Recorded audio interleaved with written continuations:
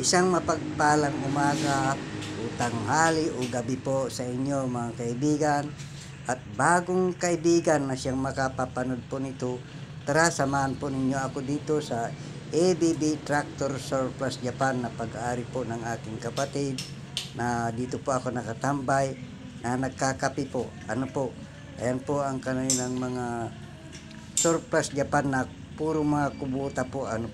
Ayan, titignan po natin kung paano po sila maggumawa o mag-chop-chop po ng mga makina ng mga traktor, at tapos bubuin po nila po.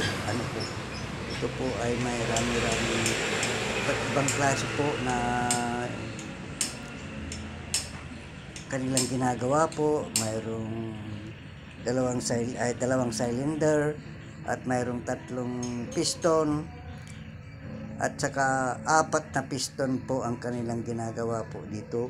Bawat isa po sila, mga mekaniko po, ay mayroong kanya-kanyang mga mekaniko po ang aking kapatid. 4 po sila. Sila po ay magpipinsan buo po ang mga yan, na tauhan po ng aking kapatid, na aking mga pamangkin po ito. Ayan po sila,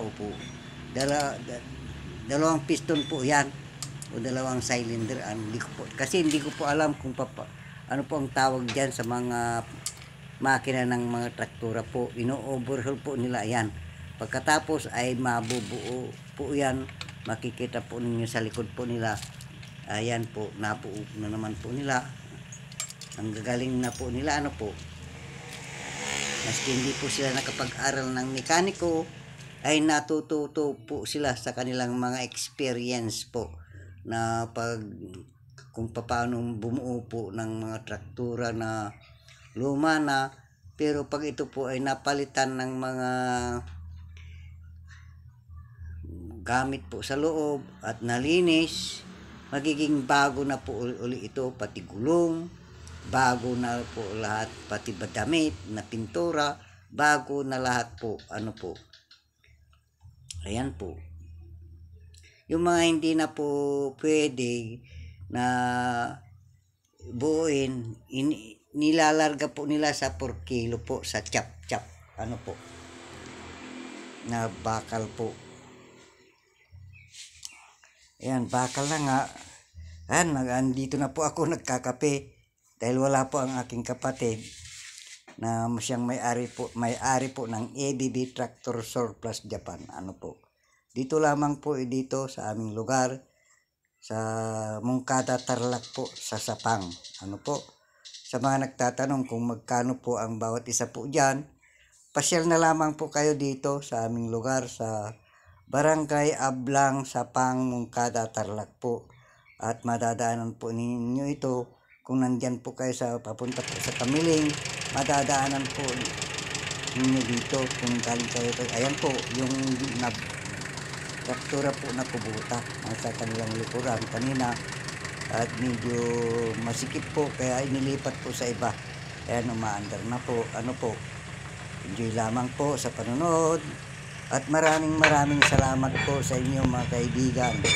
Ayan na yung 4 na piston po, 4 na cylinder siguro po yan, na pag nabuo yan, mahal po yan. Pero malaking traktura po yan Yan. Ayan, 4 na cylinder. Yan din po yung monopila po na nakita nyo kanina. Ayan po, 4 na cylinder o 4 na piston po. Ayun yung monobila, na pinaikot-ikot ko po.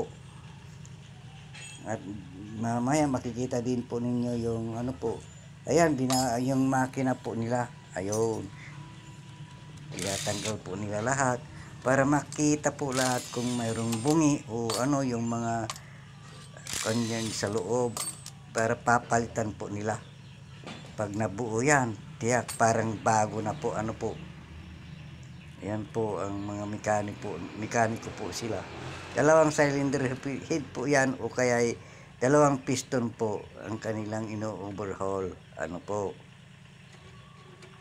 Chine-check kung kung may tama o sa loob po. Kaya lahat ng mga andyan kailangang baguhin, baguhin po nila. Ano po, ayan. Hindi lamang po at muli, pasasalamat ko uli sa inyo mga kaibigan sa pagsuporta po ninyo sa panonood sa aking mini vlog, maging sa aking silent live watch hour po. Maraming salamat po sa inyo. At sana po sa magpapanood pa po nito ay mag-chat lamang po kayo sa chat box po para kayo po ay mapasyalan. Ano po, dahil isa lamang po ng ating cellphone, pagtyaga-tyagaan na lamang po ninyo ako dahil pa isa-isa po ko po kayong dadalawin po. Ano po mga kaibigan, nasabihan po ako ng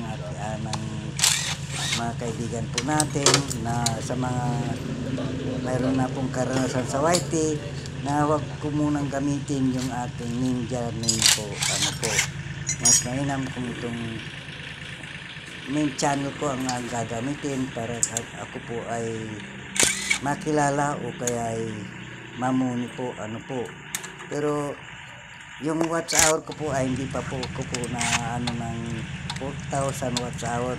Kung baga nakakaumpisa ko lamang po na ano po mag watch hour, bali 6 na yata pa lang ang gagawa ko po dahil sa gabi napupuyat po ako, kaya ginagawa ko na po sa bandang hapon. I can buy it, man. Mayroon pong 2 o Work 3 in Japan. dumadalaw. Maraming salamat po sa inyo dahil alam ko po na marami pong naka-live primer, naka-primer po na open po sa mga kapatid po natin. Kaya pag ganitong panghapon ay hindi ko na po sila madadalaw, tuwing umaga lamang po ako dumadalaw po sa inyo po mga kaibigan. Dahil pag gabi ako nag-silent watch hour ay napupuyat naman po ako at nanghihina po. Ayan po, tig-isa po sila ng mga gawain po na naglilinis po ng mga makina, ng mga traktura, at pagkatapos nila malinis, ito po ay kanila pong binubuo ulit po. Ano po, ayan. Kaya maraming salamat po sa inyo mga kaibigan, sa inyong suporta.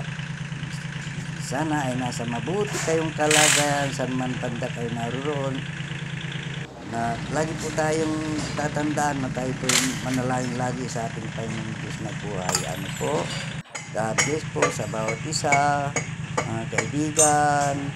Huwag natin kakalimutan ang may kapal na siyang may gumawa po sa atin o nagbigay buhay po sa atin lahat po. Ano po, dahil siya po ang nagbigay ng buhay sa atin na ginamit lamang po ang ating mga bugulang. Salamat po mga kaibigan sa inyong pagsubaybay at God bless po.